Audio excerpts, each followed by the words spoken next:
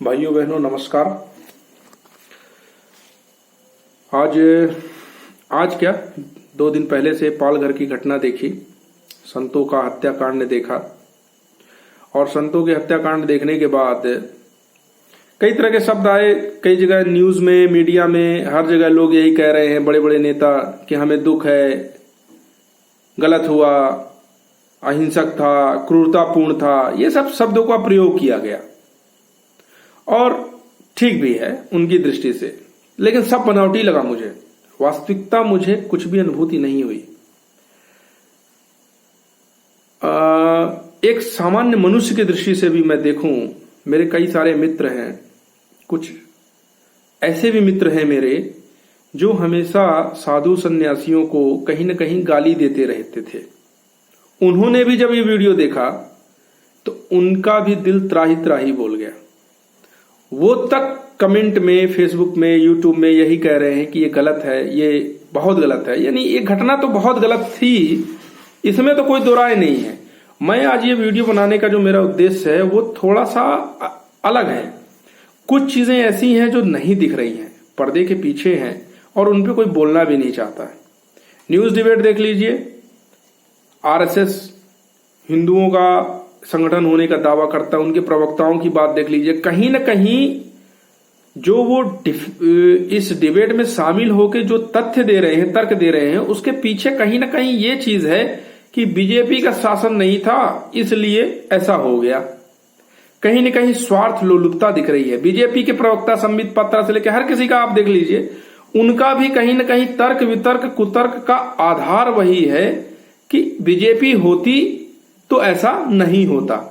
अब एक प्रश्न पूछता हूं, योगी आदित्यनाथ जी स्वयं संत हैं, उनकी मैं बहुत इज्जत करता हूं। वो व्यक्ति राजनेता से परे है मेरे लिए। वो व्यक्ति में सच में है दम। उनके शासन में ही, यानी कहने का मतलब मैं पार्टी का प्रयोग कर रहा हूं, क्योंकि आदित्यनाथ एक बहुत अलग व्यक्ति है।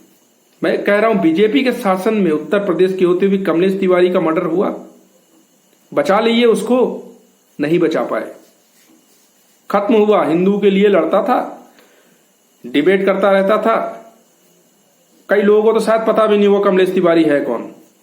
उसकी हत्या हो गई, मारा गया। तो मैं एक संकेत क्या देना चाहता हूं, कोई भी पार्टी या कोई भी प्रशासनिक व्यवस्था जो प्रजातंत्र, आज के वर्तमान प्रजातंत्र के अधीन है, और ये इतना अलग टाइप का प्रजातंत्र है कि इसमें एक आदमी दारू पी करके 50 रुपए की दारू किसी को दे दूं मैं, और मैं अगर राजनेता हूं, उसमें वो व्यक्ति वोट दे देता है, और एक आदमी बहुत एजुकेटेड है, बहुत एनालिसिस करने के बाद वो सही गलत विकास तीन तूफान हर तरह की चीजों को सोचने के बाद वोट देता है। उन दोनों की वोट की वैल्यू बराबर है। आप इस प्रजातंत्र का क्या करोगे? ये प्रजातंत्र केवल दिखावे का प्रजातंत्र है। हकीकत क्या है, इस देश में वोटिंग कितना होता है? 60% तो वोटिंग होती है, कई राज्यों में 40%, 50% वोटिंग होती है। इसमें सरकारें बन जाती हैं। टॉपिक से नहीं हटना चाहता मैं सीधे संतों पे आता हूं, हिंदुत्व पे आता हूं। हिंदुत्व, अच्छा, बहुत घमंड के साथ अपन बोलते हैं हिंदुत्व, लेकिन थोड़ा कभी विचार किया है कि हम किस तरफ जा रहे हैं? आप एक चीज का विश्लेषण करिए। कई सारे हिंदू मारे जाते थे। हिंदू शब्द का इसलिए प्रयोग कर रहा हूं क्योंकि जब मारने वाला व्यक्ति हिंदू ना हो तब अपन ऐसा प्रयोग करते हैं, और जब मरने वाला व्यक्ति जो हिंदू है उसके मारे जाने का कारण कोई व्यवहारिक कारण ना हो। जैसे किसी हिंदू ने किसी अन्य व्यक्ति के साथ कुछ ऐसी हरकत की जो एक सामान्य मनुष्य की दृष्टि से प्रतिक्रिया स्वरूप हो गई, तो इसको भी मैं काउंट नहीं कर रहा हूं। पर कई हिंदू से अलग धर्म अगर ऐसी प्रतिक्रिया दे देते हैं हिंदुओं के लिए जो उनके मान सम्मान या व्यक्तिगत स्वतंत्रता के लिए घातक नहीं थी, पर उन्होंने अपनी धर्म की दृष्टि से या कुछ अन्य भी शब्द का प्रयोग नहीं, अपनी धर्म की दृष्टि से उन्होंने ऐसा कर दिया जो उन्हें सिखाया गया, पढ़ाया गया, और उसमें हिंदू मारा गया। ऐसी परिस्थितियां जब होती थी, खासकर आप एग्जाम्पल लीजिए लव जिहाद, ये सब सच्चाई है। लव जिहाद, कई लोग मीडिया उडिया के चक्कर में मत फंसना, मीडिया के चक्कर में मत फंसना, सच्चाई है। लव जिहाद एक सच्चाई है। ऐसे ही बहुत सारी चीजें हैं। उन दृष्टि से जब हिंदू मारे जाते थे तो कभी किसी जूना अखाड़े के साधु को, अपने यहां और भी अखाड़े हैं, उनके कभी साधु, सन्यासी, नागा, अघोरी, तांत्रिक, इनकी कभी प्रतिक्रिया देखी आपने? कभी नहीं आई, कभी भी नहीं आई है। आज के डेट पे सच्चाई ये है कि आज के डेट पे भारत में जो संत रहे हैं, पुरानी परंपरा से जो संत बने हैं, उनकी सच्चाई ये है कि वो सब के सब पता नहीं कौन सा ब्रह्म ज्ञान पाना चाहते हैं, कौन सी जंगलों में छुपे हैं, गुफाओं में बैठे हैं, उनको कोई मतलब नहीं है। संत मारे गए तो दुख हो रहा है, जूना अखाड़े के सब साधु आ रहे हैं, अरे हम महाराष्ट्र में ये कर देंगे, उद्धव की वो कर देंगे, हम सरकार बदल देंगे। अभी भी उनके अंदर उस टाइप की भावना नहीं है जो प्योर हिंदू की बात कर सके। अभी भी उनके अंदर कहीं ना कहीं एक एजेंट की बात आ रही है। गृह मंत्री इस्तीफा दें, शिवसेना बिक गई है, बाला साहब के यहां गद्दार पैदा हो गया, इस तरह की बातें करने वाले लोग हिंदुत्व की तरफ ध्यान नहीं दे रहे। वो किसी पार्टी के भक्त हैं, किसी के नेता के भक्त हैं, हिंदू की बात नहीं कर रहे हैं। एक चीज को आप गौर करना, मैं आपके डेट पे एक सच्चाई बता रहा हूं। पालघर की घटना में वीडियो जो आया है, उसमें जो हमारे संत हैं, बुजुर्ग हैं, बुजुर्ग से मुझे ये चीज ध्यान आ रहा है कि भारत की संस्कृति तो वो संस्कृति है, जैसे मीडिया कह रही है कि चोर ने किया। भारत की संस्कृति तो वो संस्कृति है कि हमारे यहां वास्तविकता में कोई चोर हो, वास्तविकता में मैं अपनी आंखों से देख लूं कि वो चोरी कर रहा है, पर फिर भी अगर वो बुजुर्ग है तो भारतीय संस्कृति में कोई बुजुर्ग पे हाथ नहीं उठाता, उसको इतनी गंदी तरह से नहीं मारता। जान से मारना तो बहुत दूर की बात है। आप इस चीज का थोड़ा विश्लेषण करो। दूसरी चीज आप ये नोट करो कि मीडिया आदिवासी शब्द का प्रयोग कर रही है। जो हमारे साधु सन्यासी मारे गए, उनपे भीड़ के लिए आदिवासी शब्द का प्रयोग कर रही है, ट्राइबल शब्द का प्रयोग कर रही है, जंगल शब्द का प्रयोग कर रही है, जबकि सच्चाई क्या है? आदिवासियों से बड़ा हिंदू कोई नहीं है। ये मैं डंगे की चोट पे इसलिए कह रहा हूं क्योंकि मैंने आदिवासी क्षेत्र में काम किया है। मैं जन्म से ब्राह्मण हूं, जात से मैं नहीं प्रयोग कर रहा हूं शब्द, क्योंकि मैं वर्ण व्यवस्था या जात की दृष्टि से मैं एक बनिए का काम कर रहा हूं, क्योंकि मैं एक बिजनेसमैन हूं। पर उन्होंने आदिवासी क्षेत्र में बता रहा हूं, मेरे साथ ब्राह्मण शब्द की उपाधि जुड़ी होने के कारण उन्होंने जो मेरे को मान सम्मान, और कई ऐसे लोगों ने अनायास ही चरण छूने के लिए जो झुक गए, चरण छू भी लिए। मेरी आत्मा रोधी, मेरे अंदर न कोई कर्म है, न मैं उस ऊंचाई पे हूं, लेकिन फिर भी जिनको रोक सका, लेकिन जिनको नहीं रोक सका उन्होंने पैर छू ही लिया। तो भी अपनी अंतरात्मा में अपने पूर्वजों का ध्यान करके मैंने यही कहा कि प्रभु मेरे तो कर्म नहीं है ऐसे, मैं इनको क्या आशीर्वाद दूंगा। हकीकत यह है कि मैं इनसे आशीर्वाद ले लूं, वही बड़ी बात है। लेकिन फिर भी मैं कहा कि हे ईश्वर, मेरे पूर्वजों ने जो कर्म किए हैं उनके आधार पे, उनके तपोबल के आधार पे इनका अच्छा करिएगा, इनके साथ सब अच्छा। आदिवासियों से बड़ा हिंदू कोई नहीं है। आदिवासी ही मूल भारतीय संस्कृति को बचा के रखे हैं। संतों की इज्जत संत स्वयं उतना नहीं करते होंगे जितनी आदिवासी करते हैं। पर भारत में जो मीडिया चल रही है वह आदिवासी शब्द का प्रयोग कर रहे हैं। इस षड्यंत्र को थोड़ा सा समझने की जरूरत है। आदिवासी शब्द के प्रयोग करके कहीं ना कहीं मूल लोगों और मूल जो कुकर्म किए गए हैं उसको बचाने का प्रयत्न हो रहा है। पालघर जो महाराष्ट्र में मैंने स्टडी किया, एनालिसिस किया, वहां पे 80% क्रिश्चियन कन्वर्टेड हो गए हैं। आदिवासी भाई बहनों को ही कन्वर्ट किया गया है। इतिहास में हर दृष्टि से उनको यह समझाया गया है कि जो ब्राह्मण थे, जो सवर्ण थे, उन्होंने तुम पे अत्याचार किया है। यहां तक समझा डाला गया है कि जो वैदिक में, जो भारतीय परंपरा में जो राक्षस शब्द का प्रयोग किया गया है वो तुम थे। रावण को रिलेट कर दिया गया है किससे? ट्राइबल से, आदिवासी से। अब आप क्या कहोगे? लेकिन ये जिन्होंने भी किया, जो भी धर्मी थे, अलग अलग धर्म के हो सकते हैं, पर मेरी दृष्टि में वो गुनहगार नहीं है। क्यों? वो तो अपने धर्म का काम कर रहे हैं। उनको मालूम है कि जब 4-5 लोगों में से 2 लोगों को हम तोड़ेंगे नहीं तो अपने साथ जोड़ेंगे कैसे? वो तोड़ रहे हैं, जात के नाम पे, परंपरा के नाम पे, क्षेत्रवाद के नाम पे, रंग के नाम पे, हर दृष्टि से वो तोड़ रहे हैं। उनका काम है, वो अपने धर्म का काम कर रहे हैं, उसके लिए बकायदे उनको पैसा मिलता है। वो अपनी दृष्टि से धर्म का काम कर रहे हैं, उसमें उनकी गलती मैं नहीं मानता हूं। इसमें गलती किसकी है? इसमें गलती है सन्यासियों की। जो साधु बाबा, जो सन्यासी लोग मारे गए, उस तरह के सन्यासियों की गलती है। मेरा दिल भी दुखा है, सो नहीं पाया हूं 2 दिन से वो घटना देख के, हकीकत है ये। पर उसके बावजूद मुझे ऐसा लगता है कि कहीं ना कहीं गलती उन सन्यासियों की ही है। किस दृष्टि से गलती?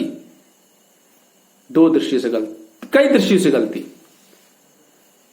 आप एक चीज का एनालिसिस करो, मैं एनालिसिस कर रहा हूं।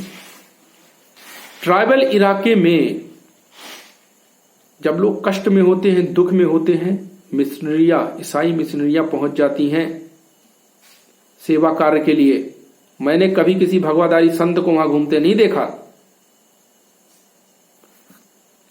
जबकि आदिवासी लोग संतों और साधुओं का इतना सम्मान करते हैं जितना कोई नहीं करता। दान भी करते हैं, और क्या बताऊं, मैं स्वयं भी नहीं करता उतने साधु सन्यासियों का सम्मान जो मैंने आदिवासियों को करते देखा है। दूसरी चीज, जब कभी हिंदुओं पे अत्याचार हुए,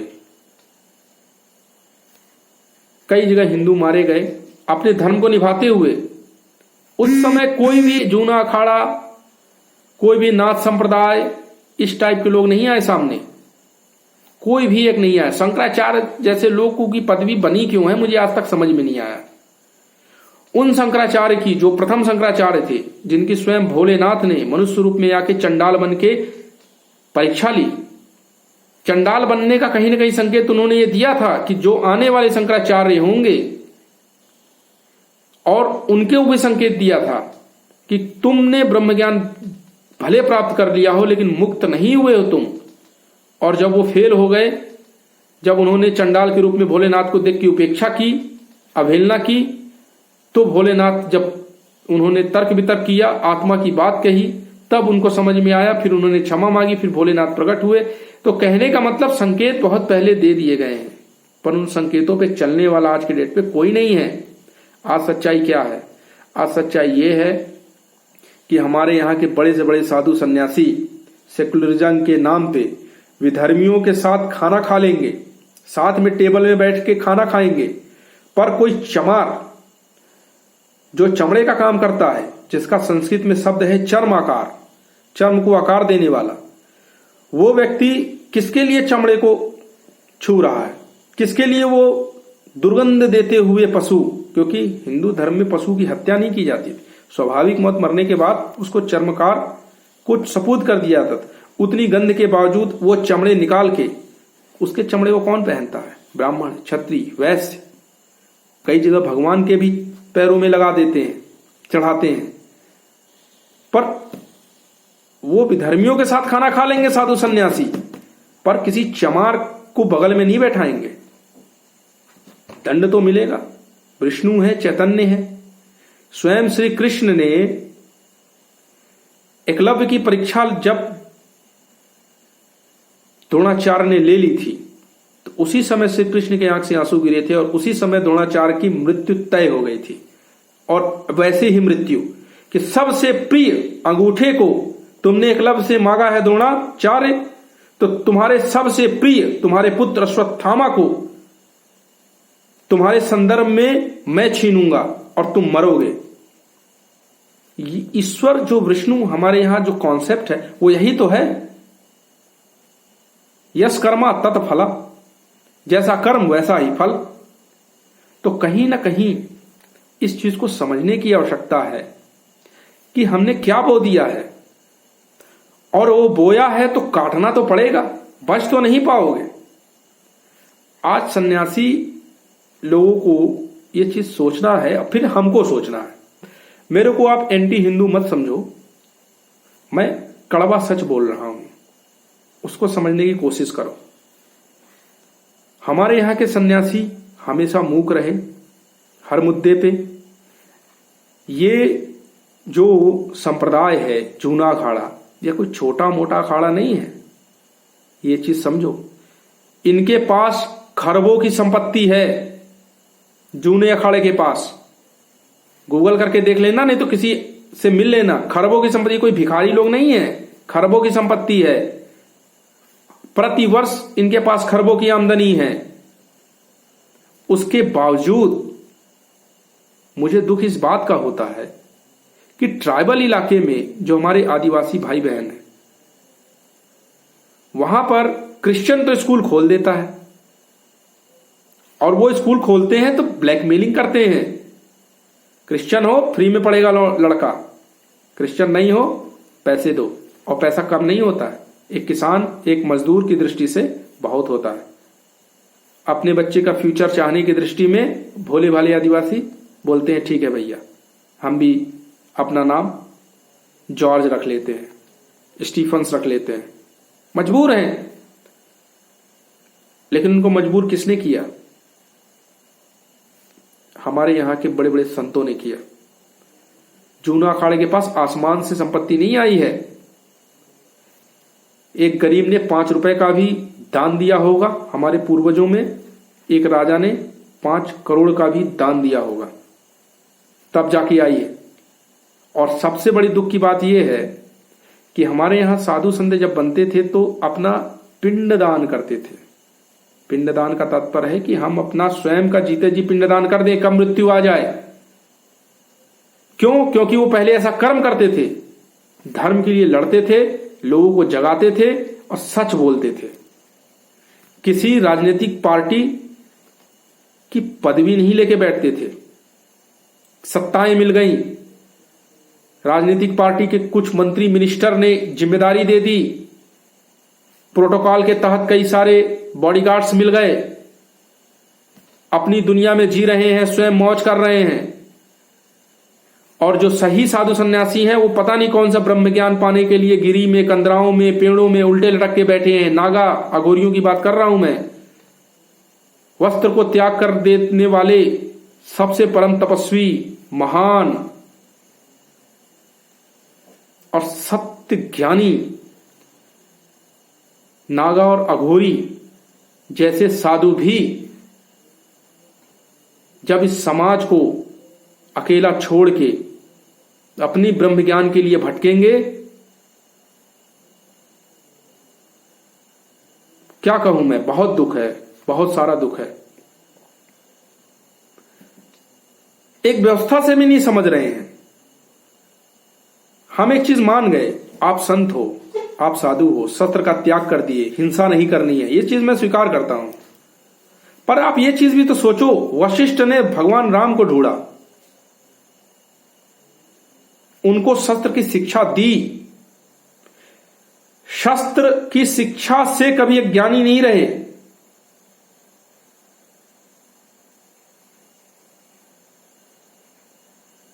चाणक्य ने भी चंद्रगुप्त मौर्य खोजा,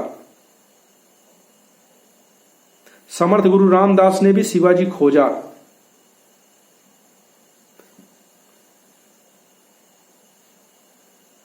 आज आप निशस्त्र हो गए हो, आपने क्या इस तरह के योद्धाओं को खोजा? महाराणा प्रताप और शिवाजी जैसे योद्धाओं की भूमि, प्रैक्टिकली रूप से समझो, जब सब अपनी तरफ हो, आज की डेट पे कोई नेता बन जाता है, कलेक्टर एसपी बन जाता है, अधिकारी बन जाता है, लोग उसकी चापलूसी करने लगते हैं। शिवाजी महाराणा प्रताप तो वो लोग थे कि जब सामने एक बहुत विकट शक्ति खड़ी है, उनकी औकात कुछ नहीं है, कुछ भी नहीं है। आज प्रजातंत्र में जो एक कॉमन मैन की औकात है उससे भी कम औकात थी उनकी, पर फिर भी वो खड़े हुए। मैं किसी सरकार, शासन, प्रशासन इनको दोष नहीं देता हूं। मैं ये कहना चाहता हूं, मैं शॉर्ट एंड स्वीट में आता हूं, वीडियो लंबा हो रहा है। मैं ये कहना चाहता हूं हमारे संतों ने गलतियां की हैं, कई जगह पे गलतियां की। पहली गलती स्वार्थ। स्वार्थ की वजह से वह हिंदुत्व के हर मुद्दे से पीछे हटे हैं। शासन प्रशासन, सरकार किसकी है, कौन सरकार मेरे को क्या दे रही है, उस आधार पे उन्होंने अपनी बातें, अपने डायलॉग, अपने एजेंडा तय किए हैं। पहली गलती। दूसरी गलती, हिंदुओं ने उनको जिलाया है, उनको खिलाया है, उनको पिलाया है, पर जब बात आती है तो वह अति सेकुलरिज्म की बातों के चक्कर में फंस के हिंदुओं के ही दमन पे, हिंदुओं के ही अत्याचार पे चुप रहे हैं। दूसरी गलती। तीसरी गलती, हमारे यहां के साधु सन्यासी अपने आप को समाज से काट करके पता नहीं कौन से ब्रह्म ज्ञान के चक्कर में फंसे हैं, वो एक गलती है। यानी अपने आप को सोसाइटी से अलग कर लेना, तीसरी गलती। चौथी गलती जो मेरे को समझ में आ रही है वो ये है कि कई चीजें हैं। बॉलीवुड हमेशा से ही 1970 के जमाने से चंदन लगाया हुआ आदमी विलन है, टोपी पहना हुआ आदमी सज्जन है, क्रॉस पहन लिया तो फिर उससे अच्छा जेंटलमैन तो कोई धरती पे है ही नहीं। लेकिन भगवा पहन लिया और चंदन लगा लिया वो विलन है। उस समय साधु सन्यासी संत लोग कहां थे? एक छवि जन सामान्य में। मैं तो उस पीढ़ी का हूं कि मैं कुछ बोल भी ले रहा हूं। मेरे बाद जो पीढ़ी आने वाली है वो शायद ये सब चिंतनों के चूतियापा में फंसे ही नहीं। गलत शब्द का प्रयोग किया, क्षमा चाहता हूं, पर मैं सच कह रहा हूं, इन सब मूर्खताओं में वो फंसेगा ही नहीं और वह विलुप्त होगा, खत्म हो जाएगा। हिंदू धर्म, मूल संस्कृति यहां की खत्म।